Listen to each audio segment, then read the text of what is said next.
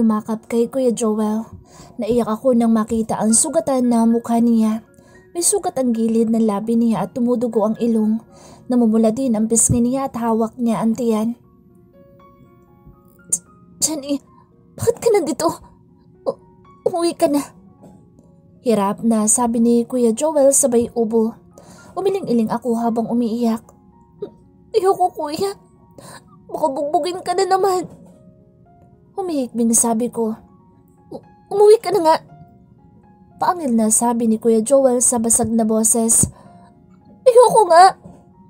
Ipinadyak-padyak ko pa ang paa at mas lalo pang hinigpitan ang yakap sa akin niya. Ang mabuti pa, boss. Tumawag na tayo ng pulis para ipadampot yan. Nilingon ko ang lalaki nagsabi noon. Hindi! Huwag niyo ipakukulong ang kuya ko. Hindi siya magnanakaw. Sigaw ko. Galit ko ding nilingon si Boss Raymond na nakatingin lang din sa akin. Nakakatakot siyang tumingin. Nakakatakot din ang mukha niyang balbasarado. Kala ko pa naman mabait siya. Hindi pala. Galit ako sa kanya. Isusoli ko ang 100 na ibinigay niya sa akin. Lalong humigpit ang yakap ko kay Kuya Joel dahil baka saktan siya ulit ni Boss Raymond. Damputin niyo na yan at dalhin sa barangay. Utos ni Boss Raymond sa mga lalaking kasama niya. Bakit sa barangay pa, boss? Dapat sa presinto na. Sundin niyo na lang ipinag-uutos ko, Pancho. Yes, boss. Lumapit ang 3 lalaki sa amin ni Kuya Joel. Hinawakan nila si Kuya Joel sa magkabilang braso. Teka nga, Mano. Saan niyo dadalhin ang kuya ko? Natatakot na tanong ko at hindi bumibitaw ng yakap sa bewang ni Kuya Joel. Sa barangay. Kaya bumitaw ka na sa kuya mo, bata. Sagot ng isang lalaki. Hindi. Ayoko. Huwag niyo dadalhin ang kuya ko sa barangay. Umaatungal na sabi ko. Basang-basa na mukha ko sa luha pati sipon ko ay tumutulo na din. Tumingin ako kay Boss Raymond pero nakatalikod na siya at papaalis na. Sige na. Bitbitin niyo na yan. Utos ni Boss Raymond. Huwag po. Huwag niyong kunin ang kuya ko. Bumitaw ka na, bata. Kung hindi, sasama ka namin. Banta sa akin ng isang lalaki. Tumangutango naman ako. Sige po. Sasama ako. Anak nang, bumitaw ka na nga. Naiinis na sabi sa akin ng lalaki. Jenny, bumitaw ka na. Ayos lang ako. Sabi ni Kuya Joel at binabaklas ang mga braso ko sa bewang niya. Ayoko, kuya. Sasama na lang ako. Jenny, iya, bumitaw ka na sa kuya mo. Magiging ayos lang siya. Sabi ni Ninong Raul at kinuha na akong palayo kay Kuya Joel. Wala na akong nagawa kundi umiyak na lang habang pinapanood si Kuya Joel na inaakay ng 3 lalaki pasakay sa isang sasakyan. Gusto kong humabol pero mahigpit ang hawak sa akin ni Ninong Raul. Ano ka ba naman, Joel? Anong pumasok sa utak mo at sumama ka magnakaw kina Buknoy? Ano? Kailangan mo ba ng pera? Ano sabihin mo? Galit na sigaw ni nanay kay Kuya Joel. Pambihira kang bata ka. Munti ka nang makulong sa ginawa mo eh. Ayan, nabugbog ka pa. Galit din na sabi ni tatay na nakapamewang sa gitna ng kalsada. Si Kuya Joel ay nakayuko lang. Ako naman ay nandito sa maliit kong kwarto at nakasilip sa pinto. Ayaw nila akong palabasin at kauuwi lang nila galing ng barangay. May isang kapitbahay namin na nagsabi kay nanay at tatay sa nangyari kay Kuya Joel kaya agad silang pumunta sa barangay. Hindi na nila ako isinama dahil bawal daw ang bata doon. Uwang-uwa ko sa itsura ng kuya ko. May gasa ang ilong niya at gilid ng labi. May pasa din siya sa pisngi niya. Galit talaga ako kay Boss Raymond. Binugbog niya ang kuya ko. Ano laban ng kuya ko ay ang laki-laki niya. Mukha siyang halimaw. Sorry po, Tay. Ginawa ko lang naman po iyon para may pampalaboratory po kayo at pangpagamot sa puso niyo. Sabi ni Kuya Joel kay nanay. Nahigit ko ang hininga. May sakit sa nanay sa puso. Ang alam ko, delikado yun. Namatay ang isang kapitbahay namin dahil sa sakit sa puso. Pero hindi mo pa rin dapat ginawa yun, anak. Masama ang magnakaw. Ano ka ba? Desperado na po ako, Nay eh. Kailangan natin ng malaking pera para sa pagpapagamot nyo. Ayaw naman kayong tulungan ng mga kapatid nyo. Pero kahit na, hindi pa rin solusyon na pagnanakaw. Galit na ni nanay at sinapo ang dibdib. Tila siya nahirapang huminga. Agad naman tumayo si Kuya Joel at nilapitan si nanay kasunod ni tatay. Gusto ko rin lumabas para lapitan si nanay pero siguradong pagagalitan lang ako. Baka lalo pang sumakit ang dibdib ni nanay. Huminahon ka lang kasi. Umupo ka muna. Joel, ikuha mo muna ng tubig ang nanay mo. Utos ni tatay kay Kuya Joel at inalalayan na si nanay na maupo. Mabilis namang nakabalik si Kuya na may dala na isang baso ng tubig at iniabot kay nanay. Dahan-dahan naman iyon ininom ni nanay. Mamamatay ako na maaga sa'yo, Joel. Sambit ni nanay na humihinga ng malalim. Sorry po, Nay. Muling bumalik si Kuya Joel sa pag-upo at yumuko. Mabuti na lang at hindi ka sa presinto dinala ni Raymond at hindi ka pinakulong. Sambit ni tatay na iiling-iling. Mabuti na lang din at napakausapan natin si Raymond at nahanap na rin ang mga manok niya. Kung hindi, nasa kulungan ka na ngayon. Nakakahiya pa dahil siguradong pupulutanin tayo ng tsismis ng mga kapitbahay. Huwag mo na silang isipin. Hayaan mong mamao sila nakakatsismis sa atin. Ang importante ngayon ay hindi napakulong itong anak natin. Kaya ikaw, Joel, pumili-pili ka ng sasamahan mo kaibigan at huwag mo nang ulitin ang ginawa mo. Kung hindi, ako mismo ang bubugbog sa'yo. Opo, Tay. Pangako hindi na ako uulit. Pumuntong hininga ako at sinarado na ang pinto ng maliit kong kwarto. Umupo ako sa papag ko na may manipis na kutsyon. Ang lungkot-lungkot ko ngayon. Dahil sa ginawa ni Kuya Joel, ay naging tampulan nga kami ng chismis.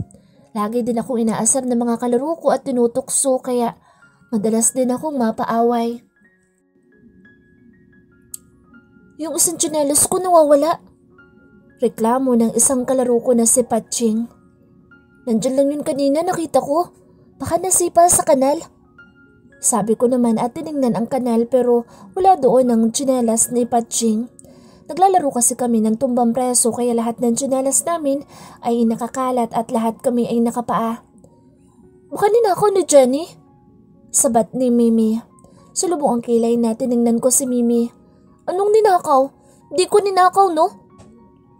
Kunwari ka pa. Kuya mo nga magnanakaw eh. Malamang magnanakaw ka din. Hindi ako magnanakaw. Sigaw ko kay Mimi. Magnanakaw. Panunukso sa akin ni Mimi. Nakasali na rin sa panunukso ang iba pa naming kalaro. Hoy, huwag niyong asarin si Jenny. Hindi naman siya magnanakaw eh. Pagtatanggol sa akin ni Carlo. Naiiyak na ako sa mga panunukso nila dahil hindi naman totoo magnanakaw ako saka nagawa lang ni Kuya Joel na magnakaw para sa pampagamot ni nanay. Hoy, bakit niyo inaasar na magnanakaw si Jenny, ha? Gusto niyong pag-uupakan ko kayo, ha? Biglang sulpot ni Badong na nakaliyad ang dibdib at nakakuyom ang kamao. Naku, andyan na si Tabachoy. Ano? O ikaw, papalag ka ha? Gusto mo upakan kita? Paghahamon ni Badong sa isang batang lalaki na nangaasar sa akin. Epal ka talagang Tabachoy ka. Sabi ni Mimi. Kung ako epal, pango ka naman. Alis na nga tayo dito.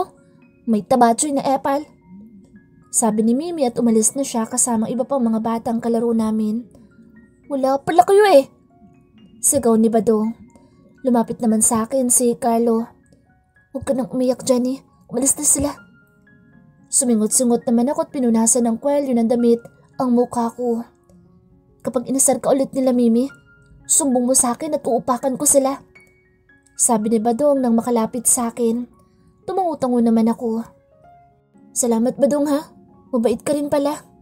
Sabi ni Carlo. Oo nga, ang bait mo. Sugod ako naman sabay ngiti. Hindi na ako malungkot dahil pinagtanggol nila akong dalawa ni Carlo. Siyempre, kaibigan kita eh. Saka hindi ka naman magnanakaw. Yung kuya mo lang yung magnanakaw. Sinamaan ko ng tingin si Badong. Okay na eh. O sige na, binabawi ko na. Hindi na magnanakaw ang kuya mo. Kinuha lang yun ng kuya ko para kay nanay. May sakit kasi si nanay. Oo na. Tara, doon na lang tayo sa bayabasan. Nandun si Wilson, nangunguha ng bayabas. Tapos, sumbong mo rin kay Wilson na inaasar ka nila, Mimi. Siguradong niyari yung mga yun. Aya sa amin ni Badong. Talaga?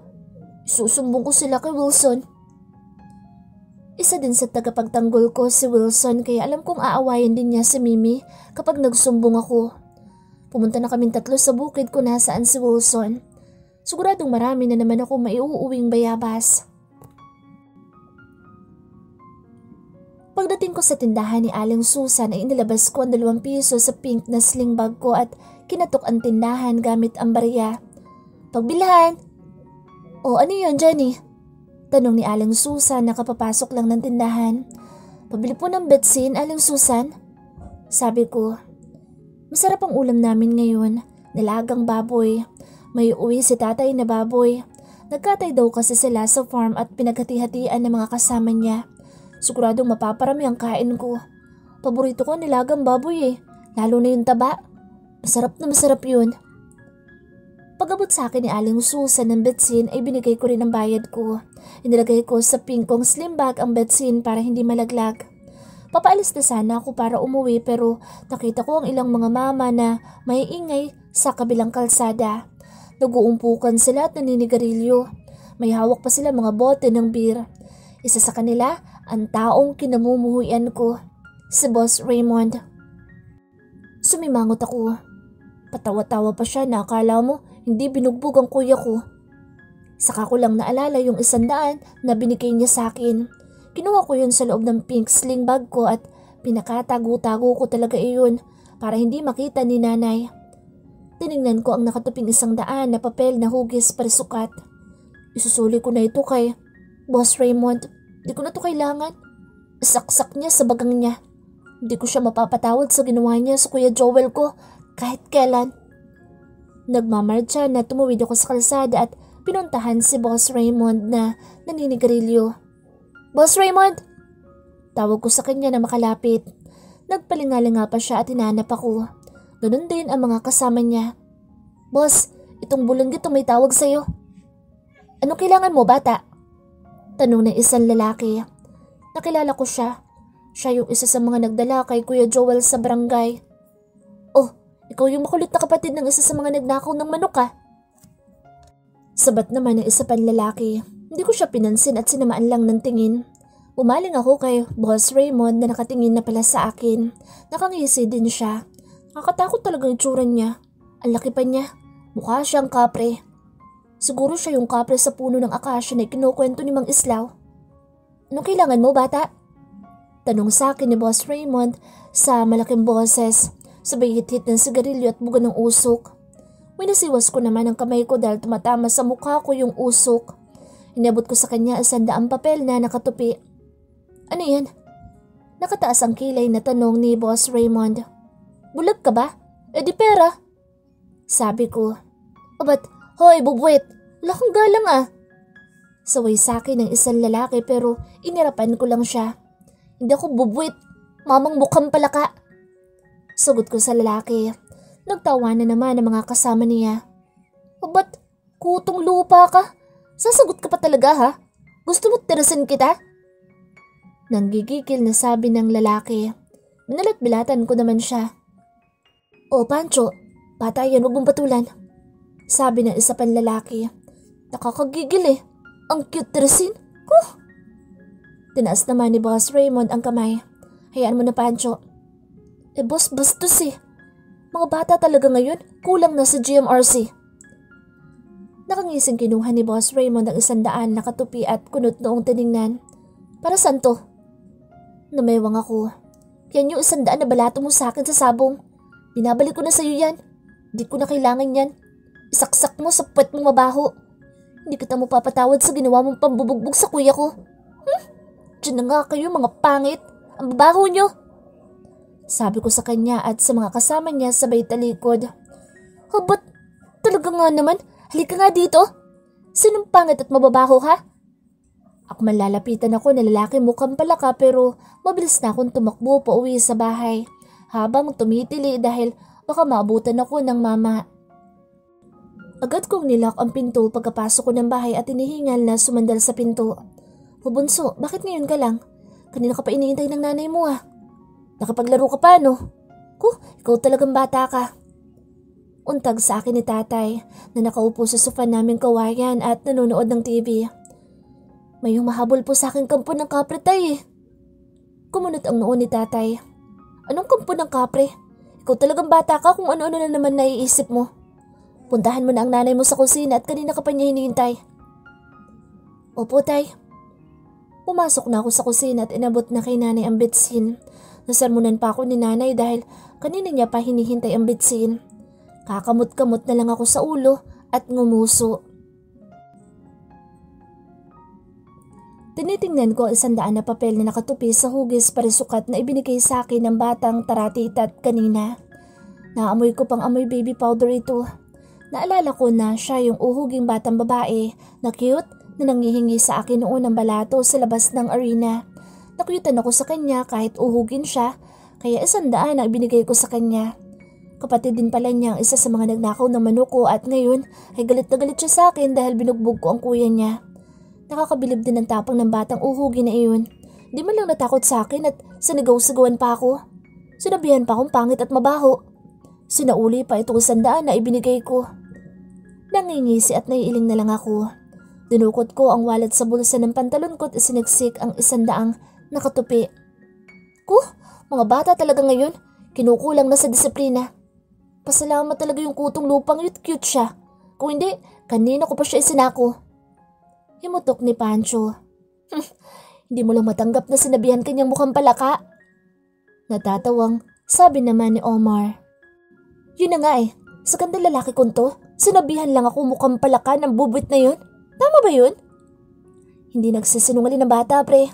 Tanggapin mo na lang na gwapong palaka ka. Hirit pa ni Arnel na ikinatawa nila Omar. Manahimik na nga lang kayo dyan. Sa lumipas na mga araw ay unti-unti nang nawawala ang chismis sa amin dahil sa pagnanakaw ni Kuya Joel. Napalitan na ng ibang chismis tungkol naman sa anak ng kapitbahay namin na si Ate Nela na nabuntis ng isang may asawa.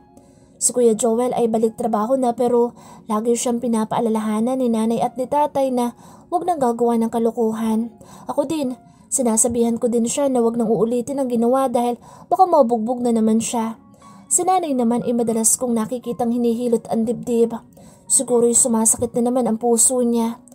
Naawa na rin ako sa nanay ko kaya nagpapakabait na ako. Hindi na ako nagpapasaway. Medyo na lang. Nagsisikap din ako sa pag-aaral kahit hirap na hirap akong intindihin ng Ingles, Math at Science. PE kasi ang paborito kong subject Matipid na rin ako sa baon dahil naririnig ko sila nanay at tatay na nagigipit sila sa pera dahil sa pambili ng gamot ni nanay. Dapat nga check up niya noong isang araw pero hindi siya nakapagpa-check up kasi wala kaming pera. Lagi din ako nagdadasal sa gabi na sana'y gumaling na si nanay. Pero may nakaambang na malaking dagok na paparating sa pamilya ko. Gemma! Gemma! Tawag ni tatay kay nanay na humahangos na pumasok sa bahay. Napatigil ako sa paggawa ng assignment at tumingin kay tatay. Lumapit ako sa kanya at nagmano. Nakita ko ang nakarehistrong pag-aalala sa mukha ni tatay. Bakit ba? Kung makatawag ka parang may sunog Naiinis na sabi ni nanay na lumabas ng kwarto nila ni tatay. Gemma, tumawag si paring Raul. Isinugod sa ospital si Joel. Nabagsakan daw ng scaffolding. Ano? Kumalabog ng malakas ang dibdib ko sa sinabi ni tatay. Nasa ospital daw si Kuya Joel. Gemma! Nay! Sigaw ko nang bigla na lang bumagsak si nanay sa sahig. Sumisinghot na tinitingnan ko si nanay na nasa loob ng puting kabaong. Hindi ako naniniwalang patay na siya. Kahit yun ang laging sinasabi nila Carlo at ng mga kapitbahay namin. Natutulog lang siya. Pero bakit ang tagal niyang gumising? Kahapon pa siya nakahiga dyan at may makeup pa. Suot niya pa ang paborito niyang damit. Nay! Nanay, gising ka na po. Tanghali na po, Nay. Nay! Nanay ko! Umiiyak na sabi ko habang niyuyugyug ang puting kabaong. Jenny anak, Huwag mong yugyugin ang kabaong ng nanay mo, baka malaglag yan. May hinahon na saway sa akin ni tatay. Hinawakan niya ang braso ko at marahan akong hinila palapit sa akin niya. Pinunasan ko ng kamay ang luha ko lumanda sa pisngi. Tay, si nanay, hindi pa gumigising. Sumisingot na sabi ko, Anak, wala na si nanay mo. Patay na siya. Iniwanan niya tayo. Pumatak ang luha ni tatay sa pisngi pero mabilis din niya itong pinunasan. Umiling-iling ako. Hindi po totoo yan, tay. Hindi pa patay si nanay. Natutulog lang po siya. Niyakap ako ni tatay na mahigpit at narinig ko ang pag-iyak niya. Marami mga kakilala namin na nakiramay. Ang mga kapitbahay namin ay tinutulungan kami sa pag-asikaso sa mga bisita. Kami lang kasi ni tatay ang nandito. Si Kuya Joel ay nasa ospital pa at nagpapagaling. Ang sabi pa nga ng doktor, may posibilidad daw na hindi na makalakad si Kuya. Kawawa din ang Kuya Joel ko. Iyak nga siya ng iyak nang malamang patay na si nanay. Sinisisi niya ang sarili niya pero wala naman siyang kasalanan. Ang malungkot pa ay hindi pa siya pwedeng makalabas. Parang Elias, nakikiramay ako. Sabi ni Ninong Raul na bagong dating. Kasama niya ang mga kasamahan ni Kuya Joel sa trabaho na nagpahatid ng pakikiramay. Nangamusta din sila kay Kuya Joel. Eto pare, konti lang yan pero sana'y makatulong. Iniabot ni Ninong Raul ang isang puting sobre kay tatay. Kinuha naman iyon ni tatay. Salamat pare. Naiiyak pang sabi ni tatay. Tumingin sa akin si Ninong Raul at tinimas ang ulo ko. Magpakatatag ka pare. Kailangan ka ng mga anak mo lalo na itong bunso mo. Suminghot si tatay. Di ko lang kasi matanggap pare na iniwanan na kami ni Gemma. Sakit. Umiiyak si tatay. Pati ako'y umiyak na din. Biglaan naman kasi nangyari. Maging ako'y nabigla at hindi pa rin makapaniwala. Noong isang araw lang nakita ko pa siya naglalakad at may dalang pinamili sa palengke. Malakas na malakas pa siya at malusog. Sino mag-aakala na sa isang iglap ganun na mangyayari? Hindi mo talaga masasabi ang hinaharap. Sabi ni Ninong Raul at tinapik-tapik si tatay sa balikat. Ngayong wala na si nanay. Wala nang magbubunga sa akin. Wala nang magkukuto sa akin. Wala nang mag-aayos ng uniforme ko. Wala nang magsusuklay at magtatali ng buhok ko. Paano na ako? Di naman marunong si tatay at Kuya Joel magtali ng buhok ko. At higit sa lahat, wala nang yayakap sa akin kapag may sakit ako. Lalo akong napasubo sa lungkot.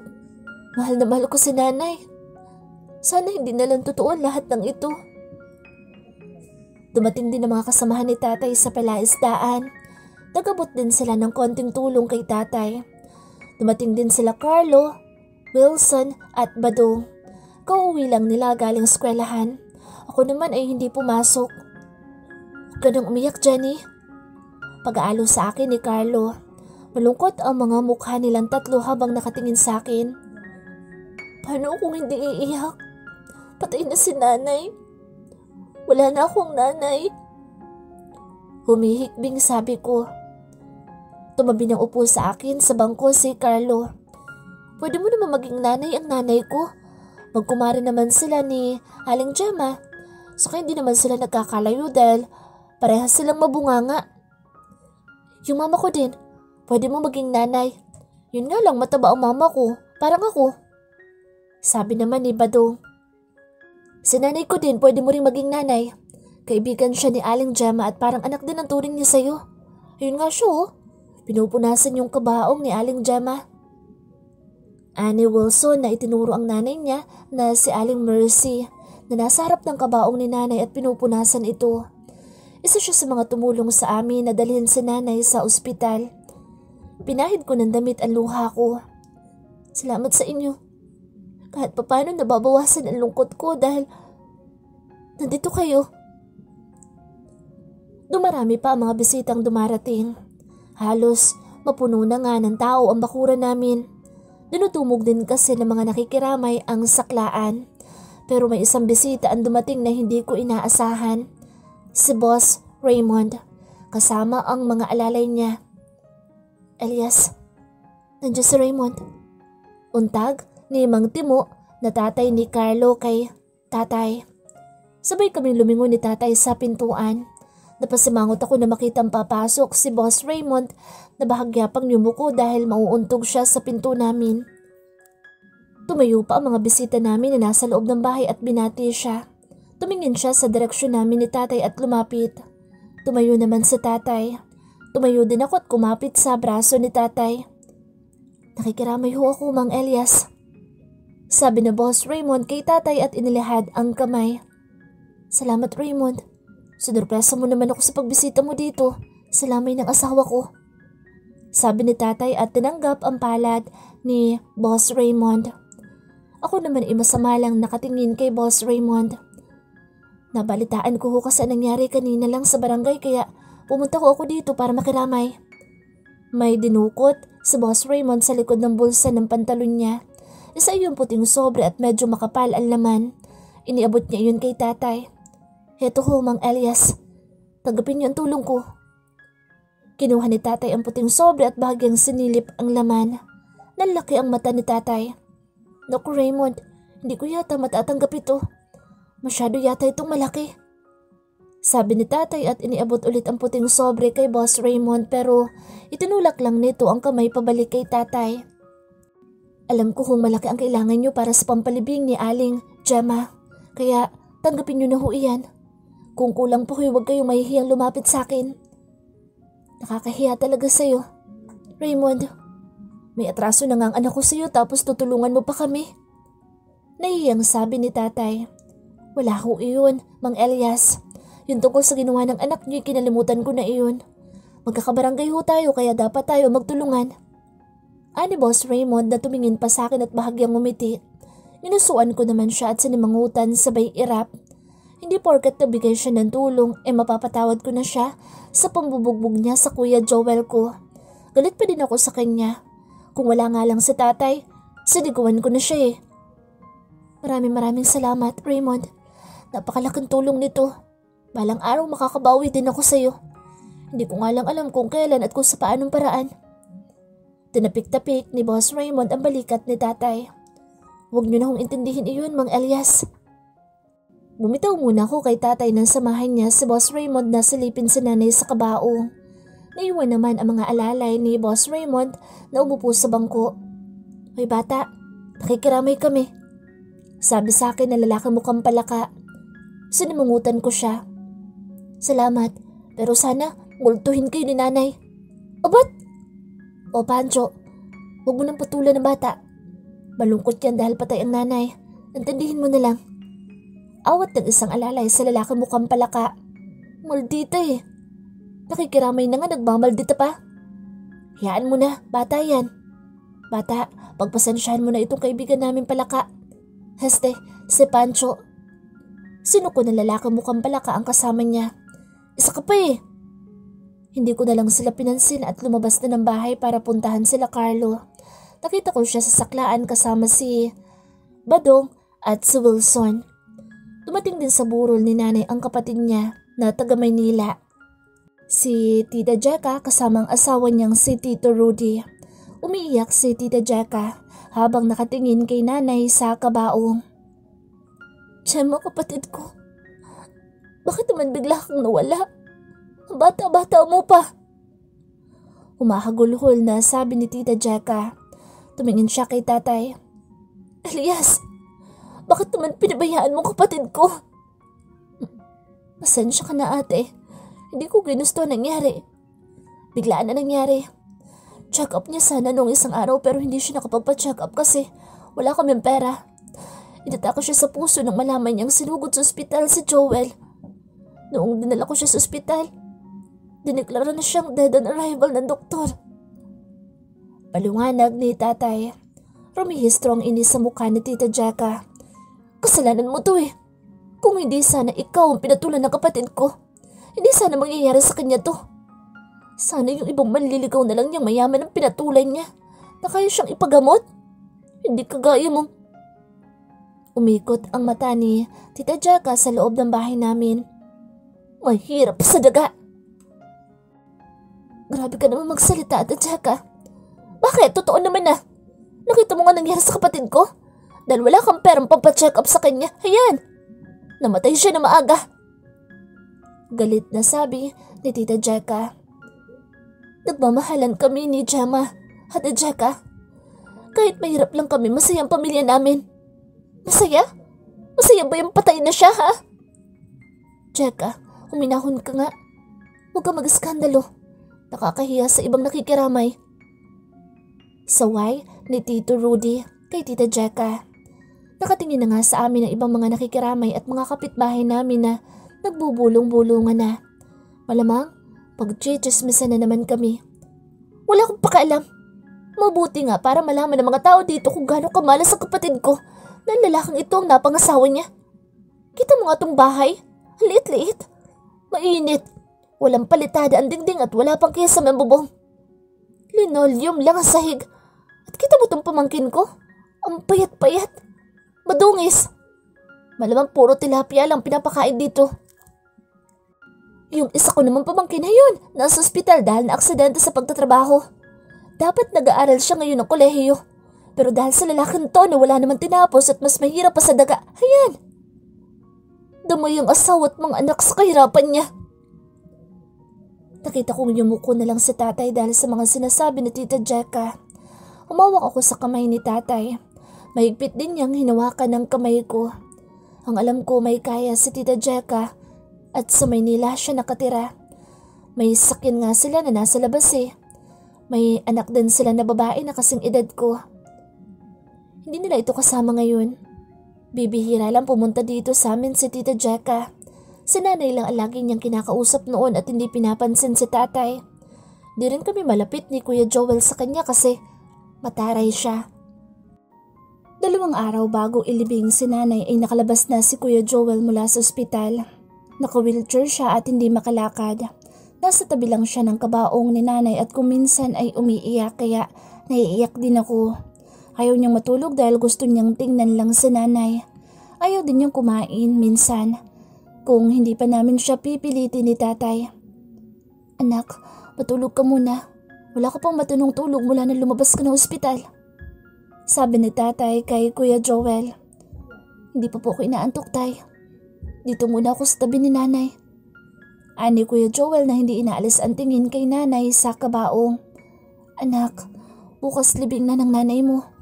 Pwede namang mamayang gabi ka magpuyat pero ngayon matulog ka muna. Yun na nga po, tay. Libing na bukas ni nanay. Hindi ko na siya makikita. Hindi na natin siya makikita kaya gusto kong sulitin ang mga oras na nandito pa siya. Lumapit din ako kay Kuya Joel at nakasilip na rin sa kabaong. Ililibing na nga bukas si nanay. Hindi rin ako makakatulog mamayang gabi. Naiintindihan kita, anak, pero kalalabas mo lang ng ospital. Kung nabubuhay pa ang nanay mo, pagagalitan ka nun. Umiyak si Kuya Joel. Sana nga po, tay. Buhay pa si nanay. Naiyak na rin ako at yumakap sa braso ni Kuya Joel. Niyakap naman kami ni tatay.